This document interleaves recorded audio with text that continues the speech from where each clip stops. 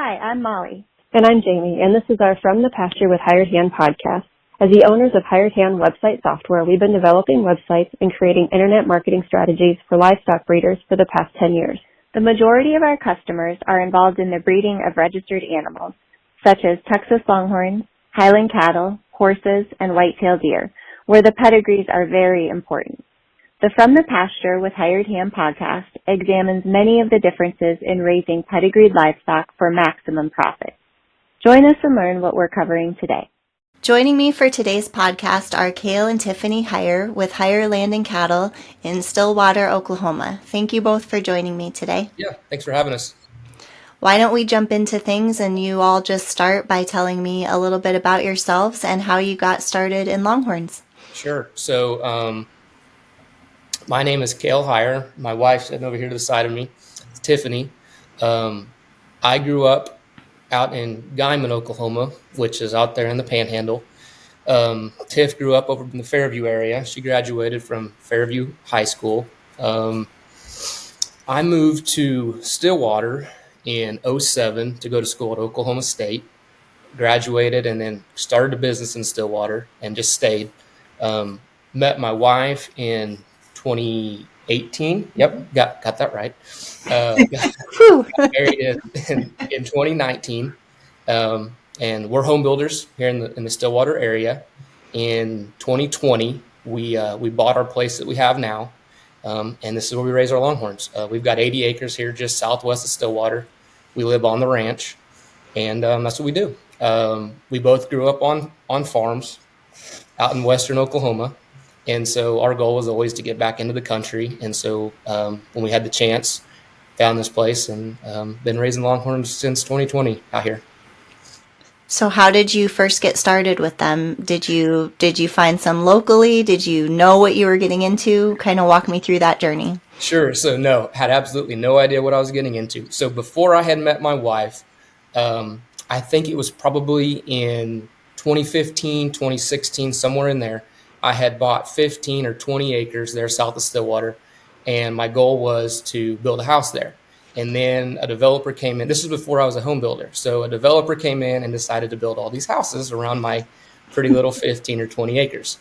So I decided I needed to do something with it. I'd hate it for a couple of years, and that was okay. But I wanted to do something with it. And a friend of mine through the construction industry, his dad raised Longhorns. And so my first thought was maybe I'll do some commercial cows, and I didn't have any fences at the time out there. All I had was a pond, didn't have running water, didn't have a well. And so a lot of people were said, man, maybe commercial's not really black cows is probably not the route you need to go. I had a friend who had some Herefords, kicked that around for a while. And then someone suggested, Longhorns are pretty easy keepers. You don't have to do a whole lot. They're very hardy, very docile for the most part. Maybe you get a couple Longhorns. Well, my buddy's dad had some. And so Taylor Ranch, I ran down there and looked at some of his cows, walked out there with him. And actually, Ryan was with me at the time. And we walked out there, and I was able to walk up to two of them and pet them. Didn't know anything about Longhorns. And so when I was able to go out there and pet them, I was kind of sold. So picked out two. Turned out they had come off the show circuit, so they had been shown. I think Nail Tam Longhorns had been showing them, so Nelson and Tammy had been showing them. Mm-hmm. So they were super friendly. They were red and white, which was always the colors I liked. Picked out those two, and then he was kind enough to lend me a young, I think he was an RR Sweet Brindle Dust son. Real pretty, dark red. Little, probably 18-month-old bull, lend me him, and we were kind of off and running. So had about 15 or 20 acres, and to keep these cows in, I had 2-strand hot wire, and it worked. I could keep them in with 2 strands of hot wire. Now, I couldn't always keep the calves in, but once I got them out there, super docile. The neighbors all wanted to come and visit them. I'd be at work and I'd get pictures or videos of them out in the pasture with my cows. And at that point, I was kind of hook, line, sinker. I was all in. So jumped in trying to learn bloodlines like everybody else does. I will tell you, one of those cows I picked out, just luckily, was Playmate. We still have her. She's a 90-inch triple twist cow. Like, we just got so lucky. That's very lucky. I feel like Yes. that doesn't always happen. No, just and he'll tell you to this day, he's like, you got me on her. She was only probably 2 years old at the time. She had only had one calf. The calf had been weaned. So she was just a real high horn cow. Starting to hook a little bit, but you would have never guessed that she was going to go ahead and twist like she did. So that was our first cows. That's how we got started. And once I was able to see how easy keeper they were and just how much enjoyment you could get out of them, we were all in at that point. So what did you think about all this, Tiffany? I will be very honest. We raised cattle growing up, my dad, my brother, and I swore that I would never marry someone that had anything to do with cattle. I wanted nothing to do with it.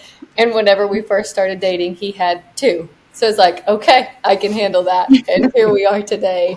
And they're great. They make him happy. I love it. I enjoy going out to the pastures and taking our son out there. And it's changed my mind, and never say never. Well, you say here we are today. How many head do you all have now? So if you ask her, too many. I think we got 16 mama cows out there right now. I think we've got 7 breeding age heifers and probably 5 or 6 weaning age heifers, probably something like that, which is about perfect. Tiff would probably like that to be about 5 head shorter. We count cows differently for sure. Whenever he counts one, it's a mama and her calf. Yeah. Where I'm like, that's 2. It doesn't matter. No, that's a pair. That's 1, right? I mean, I think I might have to side with Tiffany on this one. Thank you. Well, I can take that one step further. This is actually really funny. So her family farms and ranches. My family farms. My great grandfather started farming out there in Guyman. My grandfather farmed in Guyman. My dad farms in Guyman, and my younger brother farms in Guyman. So I'm the only one that doesn't. But you could pick up the phone today and call any of. If my grandfather was still around, you could call him on the phone. They despise cattle. They want nothing to do with cattle. They will tell you, we are farmers. We are not ranchers. And so oddly enough, I had no experience with cattle at all. The extent of my cattle experience was as a kid building hot wire fence because my dad would lease his wheat over the winter months to ranchers. And so I knew nothing. And so to this day, I can call my dad, and he does not care at all about our longhorns, does he? No. Well, let's talk about that a little bit. Let's talk about how you kind of had to educate yourself on all of this. First question I'm curious about, do you still just have the 2-wire hot wire fence, or did you have to improve that a little bit? So, yeah, great question. So we sold that property in 2019 and 2020. Yeah, so then we moved to our new place at 2020. So the place we have now was built in 1979. It is an old horse ranch. We were told at some point this guy had almost 100 horses out here. Wow. So it had established fences. We've just spent the last few years rebuilding them. So we do have a lot better fences now. Horses versus cattle on fence is a very different thing. Yeah, it was 3-wire, smooth wire. And with longhorns, that's literally nothing. They could go right under everything. So we've spent a lot of time rebuilding fences, and any good rancher will tell you as soon as you get done building fences, you start over. And so it's a never-ending project. Yeah, rebuilding fences. Still building fences. Always will be building fences, I think. Yeah. Part of it. Yep. What else did you have to teach yourself to, be a rancher and not a farmer? I guess. Well, I didn't know it. Okay, so I'm going to tell a horrible story about myself. After we got our first 2, I went back and bought 2 black and white Sittin bull daughters. Wanted to try to get some color into the herd. And they had just been weaned. They were probably 7-8 months old. And I would go out every single evening and feed them by hand. And one day I had a bucket of feed and I put the feed in there, and there were teeth in the bucket of feed, and I thought I was doing something awful. Come to find out they were just losing their milk teeth. So that explains to you how much I had no idea. So oddly enough, Ryan was a big help. He could answer some questions for me. I had farmers and ranchers around me. I could always ask them questions.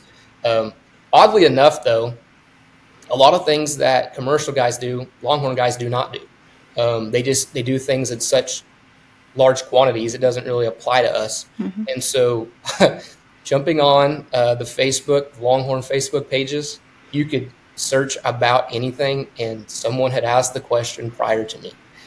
Believe it or not, that was a huge help for health. Anything from deworming to fly control to good feeds, types of hay, anything and everything. You can literally search it on Facebook on one of those Longhorn Facebook pages, and mm-hmm. you're going to have someone who's asked that question prior. And boy, do people give their opinions. it makes it pretty easy. Then, if you move from that and you go into, hey, I need to learn pedigrees and bloodlines and progeny, that was just trial and error at first. It took 2 or 3 years to realize, what I like, not everybody else likes. And that's not necessarily what sells at the sales. It's not going to bring top dollar. And so you kind of need to balance yourself between what I like and what I like to look at versus, hey, one day I could take that cow or that heifer to a sale and get, hopefully a good price for her. Mm-hmm. That was something that took a couple of years to learn, that I've got some cows out there that they're mine and they're not going anywhere. And I don't really care if anyone likes them or not. They're mine. But I've also got cows out there that are specifically for, hey, if I can cross her with this bull or this bloodline, get some offspring, I know that, take her to the horn showcase at the Legacy or the Legend sale, one of the big sales, and, you could potentially get top dollar for them. Do you feel like you have anyone in the industry that you kind of look at as a mentor, or they kind of took you under their wing regarding the pedigree part specifically? 100%. And that I'm so glad you asked that, because it gives me the opportunity to talk about the Harrells. So 2020, we move out to our new place that fall, then October of 2020. We had, that's kind of when Rebel was really blowing up. The Harrells owned him still. They didn't have any partners on him. You couldn't buy in on the straws yet. The Harrells had him. And so I was doing some research, and I just kind of fell in love with Rebel, like a lot of people. And so I was online doing some research, looking on Facebook, came across a post by Brian Brett.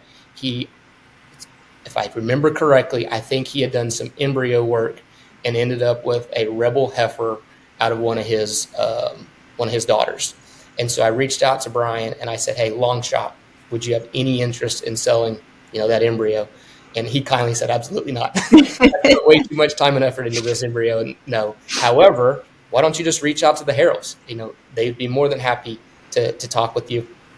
I knew the name. I knew what HR stood for, but I had never had any contact with them. Rebel kind of led me to Rowdy, because Rowdy was still really popular, and I knew that, at one point the Harrells owned Rowdy as well. Mm-hmm. Got in touch with Dale Hunt. Dale was super helpful, talked with me, and he pushed me towards the Harrells. He goes, if you want Rebel, holler at Kent. So I, in the middle of all that, reached out to them. Justin Rombeck called me. He said they've got some Longhorn, they've got some Rebel bull calves and heifers in the weaning pen right now. You just need to call Kent yourself and go out there to look. So Justin sent me Kent's number. I called Kent. He called me back, and we were blown away. They said, get your butt out here right now. We'll set a time. We'll spend a couple hours with you. We'll take you through the entire ranch. We'll show you every single cow we've got. We've got Rebel here if you want to go see him, and then we'll finish at the weaning pen. Pick out what you want. We'll come to an agreement.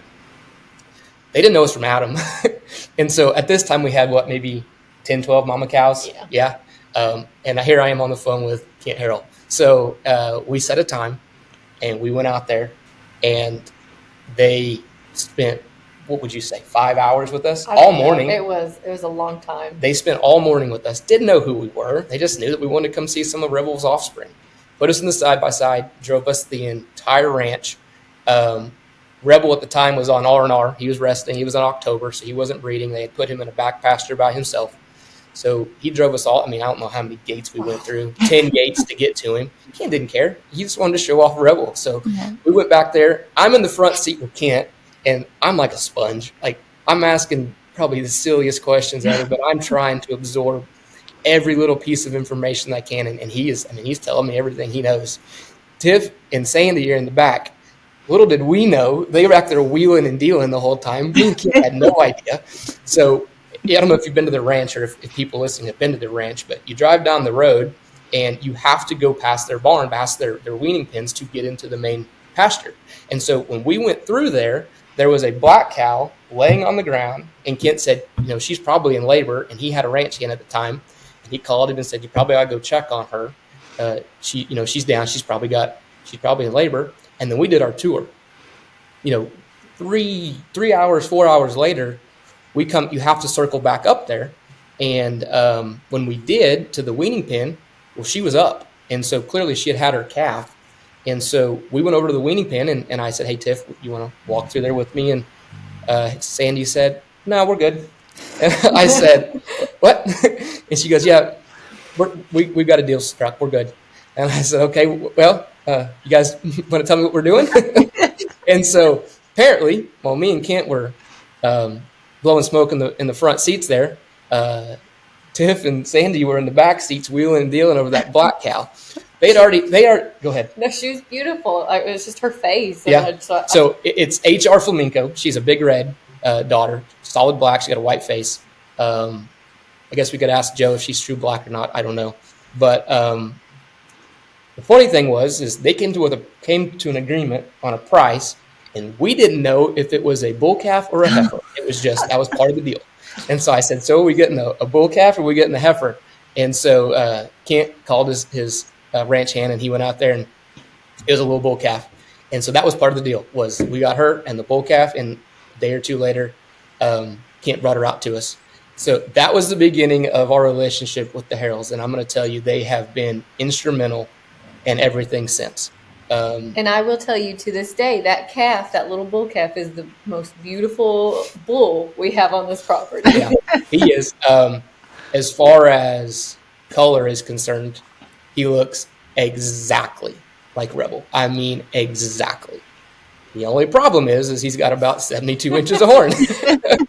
So, but we do still have HR Flamenco also. We still have her, and she will give you the prettiest calves every time. I think we have 2 or 3 of her sons. We've got 2 of her daughters. Mm-hmm. She's just a producing calf. But since that time, we've been down to the Harrells a handful more times, bought some more cows, but they have been instrumental in helping us learn and those, going back to your original question, the pedigrees and the bloodlines.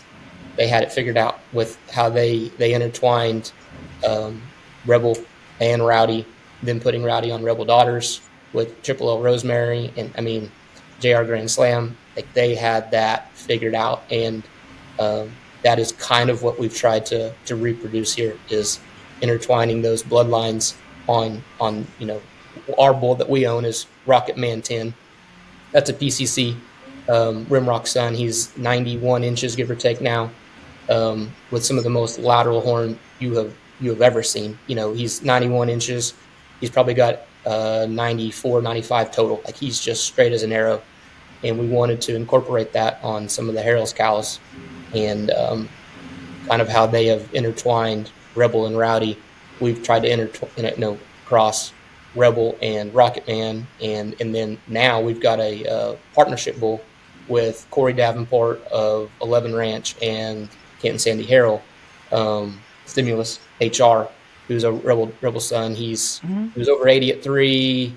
I don't know if he'll hit 90 at 4. He's going to be, he'll probably finish about 87, 88 inches. By 8 or 9, he might be 90, but a lot of lateral horn also.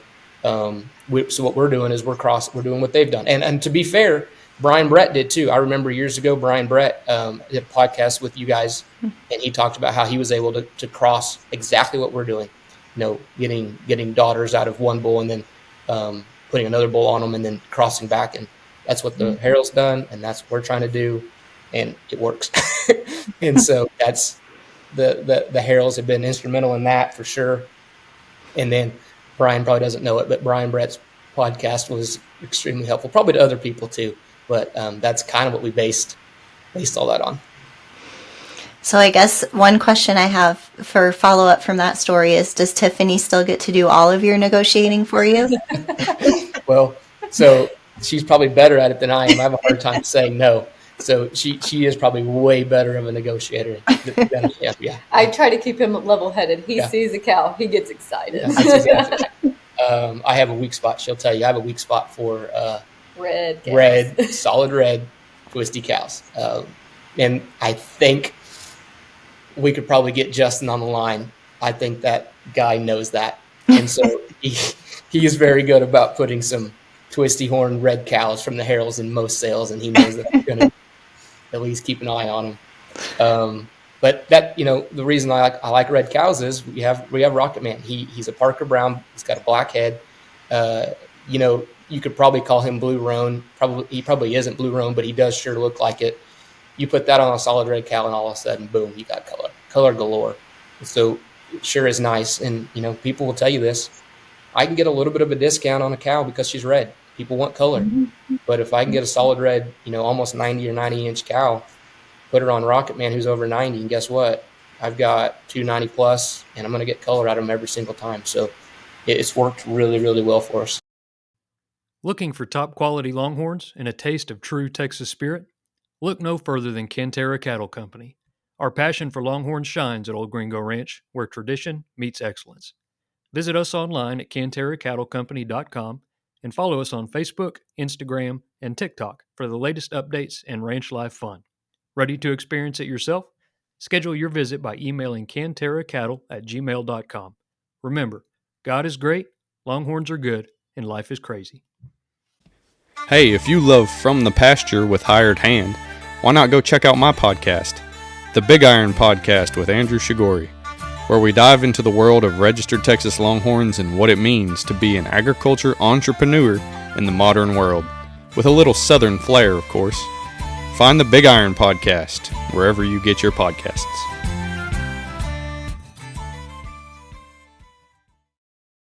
Love what you're hearing? Be sure to check out our Pickup Truck Confessions. It's a video series where we hop in the truck or rental car and interview a variety of breeders about what drives their passion for their livestock, how they got started in the breed of their choice, marketing tips, and more. And now, back to the podcast. So going back to the comment that you mentioned previous, I think it's what got us on this topic about using Facebook and the group as a resource for kind of like the health issues and stuff. Are there any folks you've met through that group specifically that you kind of now go to for advice or that have helped you with that side of things? Yeah, that's a great question. So, well, I would say here, maybe not so much on the health, but 2 years ago, or I guess it'd be 2023, we had a lot of bull calves. And with Rocket Man putting size on them, we said, hey, these aren't really just coal animals, these bull calves. We could probably beef them. And so Garrett Sullivan, GTS, is that right? Mm-hmm. GTS Ranch, he does beef. And I think he did a podcast with you about beef. Mm-hmm. He's been extremely helpful in getting us kind of situated to do longhorn, beef longhorn. And then, who are some other people that have just been so helpful Miranda Webb, she's spectacular. Everybody probably knows the horrible, awful story that I lost all my Facebook stuff. Everything got hacked, lost everything. And so Miranda was kind enough to let us say, hey, it is me. I'm starting over, trying to get all my friends back. Miranda was super helpful. Really, I would say that anybody on there, you really never know. You post a question, you post a picture, and you've got the same people that are always going to, congratulate you or tell you how pretty your cow is or whatever. But there's always other people too that you don't know, and they like something on there, and you can strike up a conversation. I love going. Tiff will tell you this too. We love going to the sales and meeting people in real life that you don't ever get the chance to actually meet because you've had interactions on social media of some sort, and you get to meet them, and it's pretty neat. Let's talk about that a little bit. So how far into your journey did you realize that you needed to or enjoyed going to sales and futurities and the measurement competitions and stuff?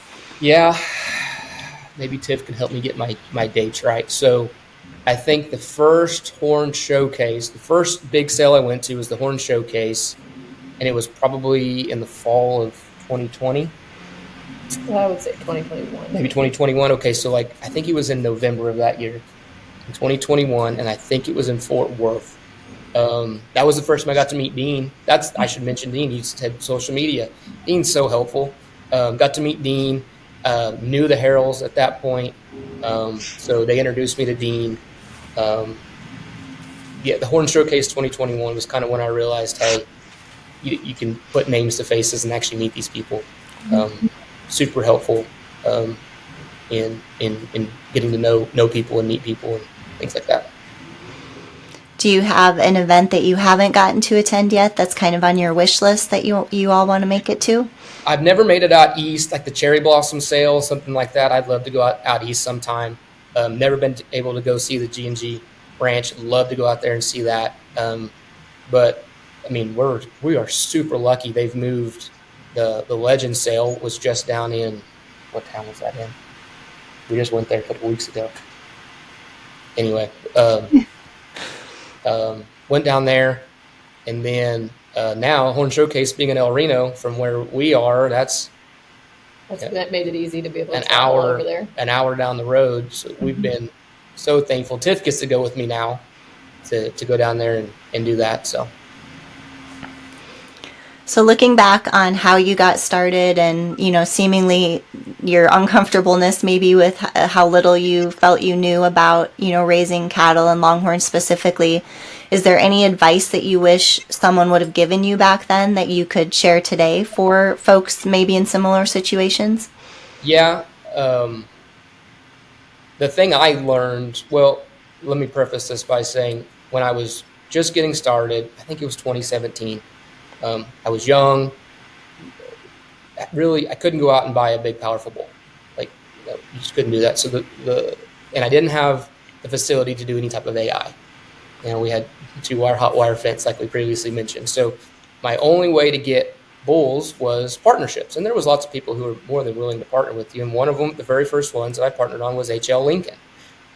Beautiful bull, great bloodlines, and so I wasn't able to really nail down my bloodlines from the very beginning. I kind of had to take what I could afford and what was available in these partnership bulls.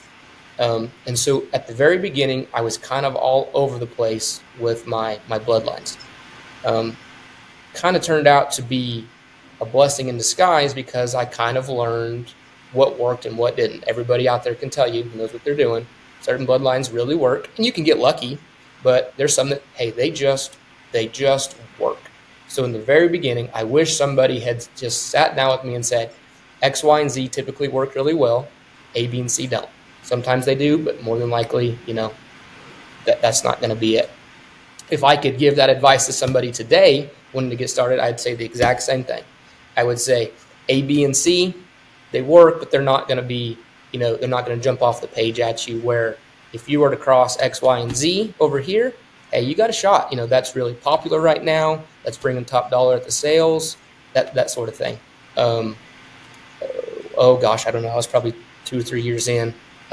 We bought a Cowboy Tuff Chex son, SW Halen.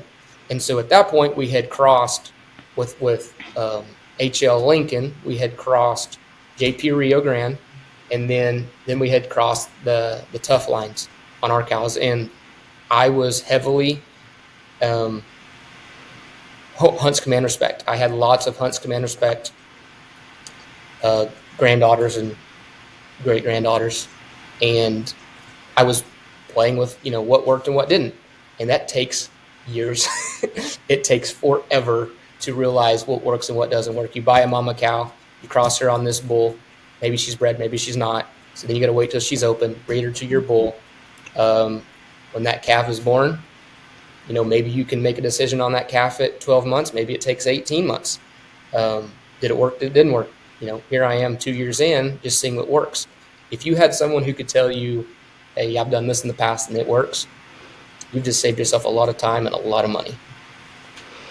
So you've mentioned a few that you feel like you got kind of lucky with early on. Are there any that you culled and regret it, or let slip through your fingers and down the road they turned out to be something while you were kind of learning those lessons? Any instances like that? No. And you mentioned that the story of Dylan, I don't know if you know that story where he had to buy him back. So Let's hear it. I don't own Dylan. We owned a Dylan son at one point, and so that's where I heard the story from. So Dylan was culled and sold as a roper, and with a big group. And then when they were working him, I think they were probably going to band him or cut him. And the guy that had bought him as roper said, "Hey, did you accidentally sell me this bull calf?" And the guys, I'm bad with names. I don't even remember who owned Dylan originally, but he said, "What do you mean?" He goes, "You need to get down here and look at this bull." So he gets, and anyway, I think he ended up paying like twice what he got for to get him back. But no stories like that for us. Tiff will tell you I'm slow to sell. I was going to say he holds on to. I hold on to them. I give them every opportunity I can. We have culled.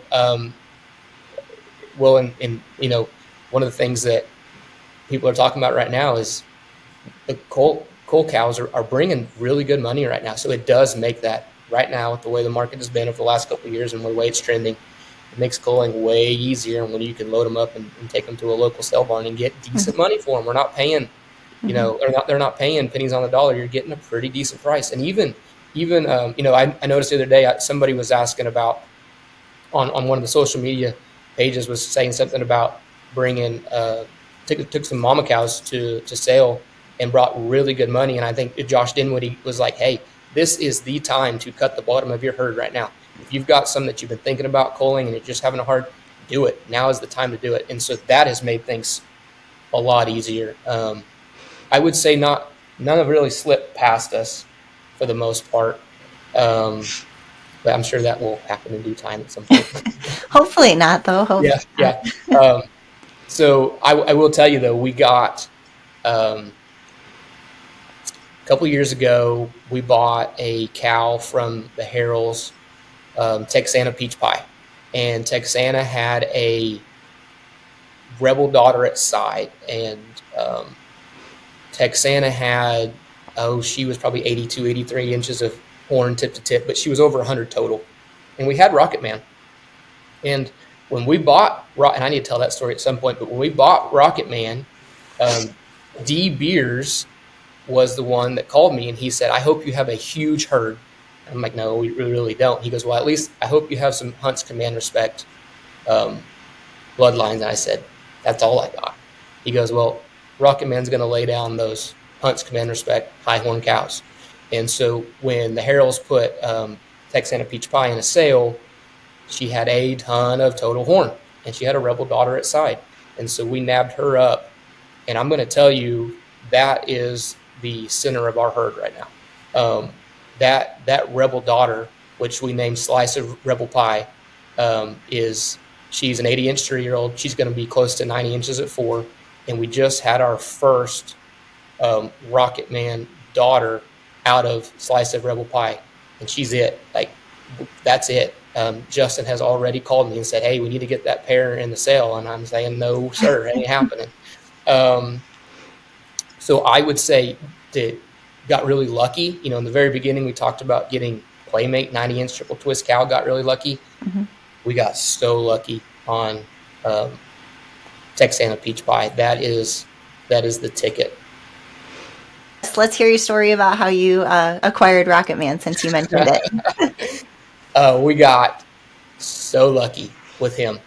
It would have been the winter of 2020, so we hadn't been in our place very long. We had eaten supper. I was sitting in the living room, and was just scrolling through Facebook, just seeing what people had posted, what was for sale, that sort of thing. and Titan Pace had posted a picture of Rocket Man 10 and said, "This bull is for sale. D is retiring." And I immediately messaged him and said, asking price. And he shot me the price, and within a minute or two of him posting that, we had him bought. Like it was a no-brainer. I got lucky because he was PCC Rimrock. I had no PCC Rimrock. I had some JP Rio, but I didn't have any PCC Rimrock in my herd. And I thought, hey, let's try this. The next day, you want to talk about the stars aligning. The next day, D calls me. He says, "Congratulations, we're going to get her down to you." At that point, Doug Hunt was kind of retiring and dispersing some of his herd, and they had a trailer coming from up there, up by Utah, down to, I think, Texas at the time. He's like, "We can have him there in like less than a week." I said, "Let's do it." And that's when he said, "Hey, do you have a bunch of hunts command respect?" And I said, "I do." And he said, "You hit the jackpot, man. It works. It's going to take a bunch of high horn cows. It's going to lay it down. And you and I both know you can go to a sale and tip the tip wins, right? Color and tip the tip win. But I can get a red high horn cow a little bit of a discount. And here I got a bull who's just going to fix it." And so it has worked. Then with him telling me that hunts command respect works on Rocket Man in the middle of Rebel blowing up. Well, guess what? Guess who Rebel's daddy is? It's WF Commando. And guess who WF Commando's daddy is? Hunts command respect. So I said, "Hey, this is going to work. Let's try to get some Rebel on Rocket Man." And it has taken 3 or 4 years to do it, but we have done it. And we've got a heifer out there right now that I'm telling you, she's the real deal. We've been back to the Heralds. We've got some more Rebel daughters since, and that's going to be the center of what we're going to try to do. And then that's where Stimulus HR comes in, is Rocket Man daughters that don't have any Rebel. We're going to cross on Stimulus, going back to what the Heralds have done, what Ryan Brett has done, and that's it's taken some time, but we're getting there and it's working. Is it hard to be patient? Yes, because you need more pastures. You need more hay. I'm getting better at it. One thing, talking with other people, is we're not a big name. We've got 15 or 20 mama cows out there and 80 acres, and so I'm not big enough for one of my bull calves to make a name or make a wave in the industry. I'm just not. It's just kind of the way it is. So culling bull calves is super easy. That's simple. Unless there's something spectacular. Hey, they're 40 inches at a year with good size and good color. So the culling of the bull calves has become easier, especially with tail barn prices the way they are. Heifers are tough. I like to sit on heifers. I would say no matter what, I'm going to sit on the heifer until she's a year old, just to give them a chance. And then more than likely, if they're still not doing anything at 12 months, I'll cull them. I learned this from Kent. He said, cull your bull calves really hard. Give your heifers a little time. He said he culls 3 times. He'll cull at weaning, he'll cull at a year, and he'll cull at 18 months. And that's what I do. I learned that from Kent. That's exactly what I do. If I keep them at 18 months, I'm going to breed them to something. We're going to see what happens. From the Pasture by Hired Hand is presented by R3 Hilltop Ranch. Located in Chilton, Texas, R3 Hilltop Ranch has been breeding registered Texas Longhorns since 2006. What began as 3 heifers has grown into our current herd, which you can explore on our website at r3hilltop.com. We're passionate about loud colors, longhorns, and docile temperaments, but it's the easy-keeping, low-maintenance traits of Texas Longhorns that initially attracted us and continue to drive our herd growth. In addition to livestock, we proudly offer certified Longhorn beef products. Visit r3hilltop.com/beef to learn more. Thank you for listening and enjoy exploring our ranch online at r3hilltop.com. Hidden Springs Ranch, located in central North Carolina, is committed to registered Texas Longhorns. From our high-end breeding stock down to our delicious Longhorn beef sticks. Check us out at hslonghorns.com or on Instagram at Hidden Springs Ranch. Hidden Springs Ranch, where they're bred to turn heads. Do you sometimes feel like you're the only one who doesn't have it all figured out? Rural life can be isolating, but it doesn't have to be. Welcome to Ag's Most Okayest Farm Girls, the podcast for women who are craving connection, laughter, solidarity, camaraderie, and just overall encouragement in your everyday life and dreams. Each week, your hosts, Annalise, that's me, and Courtney will cover topics such as farm life, mom life, making money online, side hustles, hobbies, sharing on social media, jobs off the farm, and so much more. Us rural gals need to stick together, so saddle up for some fun, real, and unsolicited advice and stories from our everyday farm lives. Grab a drink, we're Ag's Most Okayest Farm Girls, and we're here to help. Listen wherever you find podcasts. Well, let's switch gears a little bit. Let's go back again to when you were first getting started and, had the smaller pasture and maybe not the best fence and stuff. If you had to pick 3 pieces of equipment that you have today, or structures, or, let's just group all that together, that you feel is like, okay, I should have known this sooner, or I wished I had this sooner. This makes a difference with my herd size. What would they be? So some sort of, everybody will tell you this, some sort of chute. Whether it's Joe's chute or PNC, some sort of chute with a set of working pins. You got to invest in it. You got to do it. Spend the money. It's so much safer. Got to get that. That's number 1. Number 2, get you a trailer, even if it's just a 7-foot wide rust bucket of some sort. Get you a trailer, because at some point you're going to have a calf that gets sick, and you're not going to be able to doctor it. You're going to need to take, we are so lucky. We're right down the road from Oklahoma State, awesome large animal vet. And so many times if something were to happen,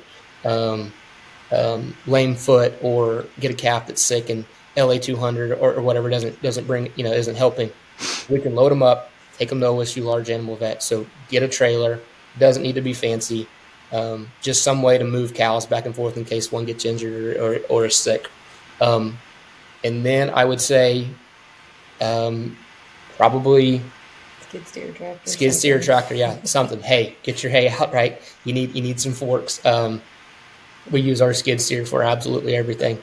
That's essential. Get your tractor, get you some hay forks, You started with a little trailer. I did. So I started with a trailer that you hook on the back of your pickup that has a hand winch forks. Like, that is how I put hay out. And you want to talk about taking forever to move. That is how, when we hayed, I had to move my hay like that, one bale at a time. And so I would say even that, getting started, have a hay trailer of some sort, be able to move hay from point A to point B, because you're going to have it. That would be my 3 pieces of equipment that you've got to have. What about one that you don't have that is kind of on your wish list, or your someday item that you'll have? A sprayer. I would have said tractor. No, sprayer. Because, with what we've got, tractor would be handy, but I want a sprayer. I guess you could even do a 3-point sprayer, yeah. So Tiff's probably right. That way you could even for building fence, all of it. Yeah. Well, I feel like we've talked a lot about different bloodlines and kind of your view of what works for consignment sales and measurement competitions in the industry and stuff. But is there anything about your future goals or your future plans that I haven't asked you that you want to share? No, I think you asked the right question, and I kind of hit on it. Was our goal right now, and like we had mentioned previously, it takes time. Our goal over the next couple of years is to continue to really cross Rocket Man on the Rebel bloodlines. That is our goal now and in the future. It's only been a few months ago that we had that finally happen, and we plan on continuing to try to do that. That would be our biggest goal. Yeah. I'd like to ask you guys some rapid fire questions now. So let's let Tiffany go first, and you can go. All right. I'm gonna switch it over to her. All right. So she's ready. Favorite farm snack? Favorite farm snack? Yep. What's your favorite snack to have out in the pasture when you're just, enjoying the cattle? Cubes. cake. Are you eating them, or are the cows eating them? The cows. Okay. That's what she said out in the pasture. Okay. That's the best way I can pet. We love on our cows. We get to scrub on them, brush some of them, and so cubes. You just make them be grass puppies. Is your answer any different, Cale? So I interpreted that different. I thought you meant for us. So one of us. It can go either way. Okay, Really. well, one of us is looking silly right now. So I'm going to go opposite of that. I'm going to say, hey, my favorite snack, beef jerky. Absolutely, beef jerky. Perfect. I love it. What is one word, if you could only use one word to describe your herd, what would it be? Large. I would say docile. Absolutely docile. Dream ranch location. Oh, gosh. Oh, we've talked about We this. have. Wyoming? Yes, she nailed it. So, but only in the summer months. Yeah, we don't want to be up there in the winter. Yes. You're going to summer in Wyoming and winter in Oklahoma, right? Yeah, exactly. Yep. Yes. You can only pick one. Favorite livestock website. Oh, Arrowhead Cattle Company. Use it weekly. has them all. Yep. I'll agree with that one. Yep. Powered by Hired Hand, by the way. Favorite livestock event. Horn Showcase. Yeah. Yep. Last year was Tiff's first to get to go. Bull Alley. Yep. What was Bull Alley your favorite part? Mm-hmm. When they turn all the lights off and get the music and the spotlights going? Get everybody excited. Yep. That was her first ever event, was Bull Alley of last year. It never worked out. We never made it anywhere together. He was always going and I was getting stuck behind because I had something else to do. And last year I had just had a baby. He was barely a couple months old and it was finally the opportunity. And I'm like, let's go, let's do it. So it was really cool. Well, and then moved to Del Reno, which is an hour from us. Yeah. So it worked out. And so is your son with you again for this year's Horn Showcase? So my mom is in town. Okay. So we are going to Bull Alley. We're not going to make the sale, but we're going to go to the reception, Bull Alley, and then we're going to stay for the Kevin Fowler concert. Okay. So a little date night then. That's nice. Yes. Yep. Perfect. All right. Well, I'm really curious to hear your different answers for this one. So ideal herd size. First. 10 mama cows and a bull. And then once they have calves, we need to figure it out. By the time the calves are a year old, they need to go. And then if we keep some of those, maybe the mama needs to go if we keep her baby. I feel like you need an asterisk by your answer to say cow, not pair, right? Yes, yes. She's not that far off. I'd say 15 pairs. Let me say that. 15 pairs. And then I like to keep, 7 breeding age heifers and then 5 to 7 weaning age heifers. And then always, I was taught, Kent would tell you, always keep a couple bull calves in the bullpen just to see what's going on. He interprets a couple by like 5 or 6, by the way. Handful. It's more of a handful, right? Yeah, exactly. Instagram or Facebook? Facebook. Yep. One ranch you haven't gotten to visit yet that you really want to? Oh, gosh. I would love... Man, that's so tough. I couldn't even tell you the name of it. I have one in mind. I remember seeing it online. It was beautiful. They had a drone go over it, and it was just gorgeous, and I couldn't even tell you. I'll say this. I would love to get down and see John Helm's place. That would be mine. John, yep, that would be my pick. Perfect. How much time do you spend looking at Longhorn websites in a week, do you think? You go first. 10 minutes.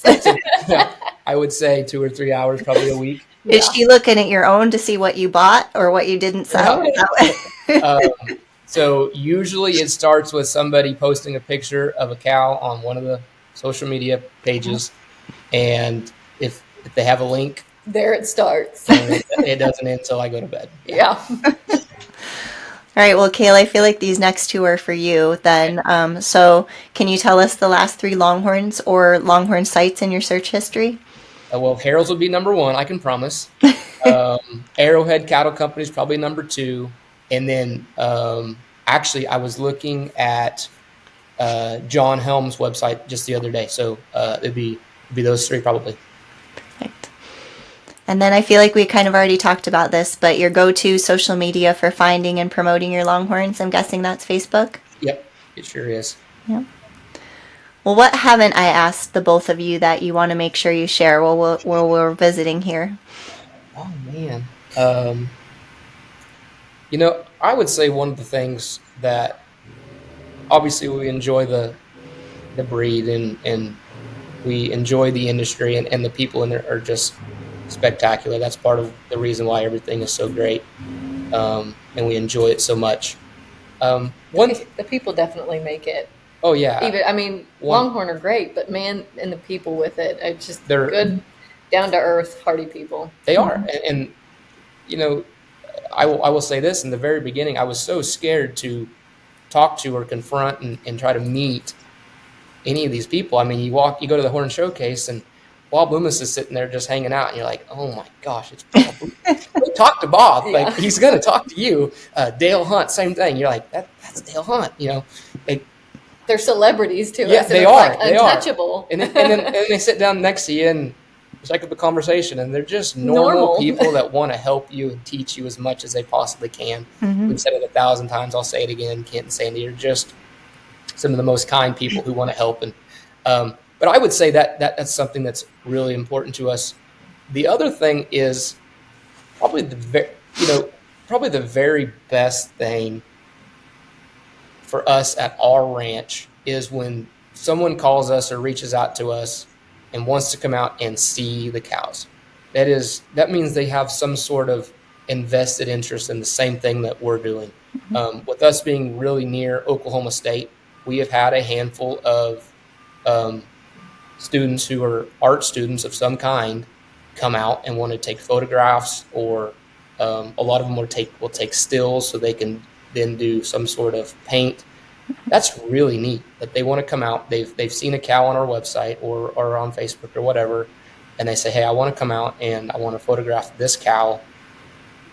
That's something that is you can't put money on that, right? That's just neat to go out there and meet this student who's 19 years old and is probably from another part of the country that has probably never seen a longhorn in real life, and they want to come out and photograph it, and they're going to do drawings. And we've got a handful of paintings up in the office right now from them. Like it is so that is really neat. You can't put value on that. Well, thank you both so much for taking the time to be on the podcast today. I feel like we definitely learned a lot about your program and about some of the animals that folks maybe are going to go check out and Google now. So yeah, you bet. Thank you for having us. We appreciate the opportunity.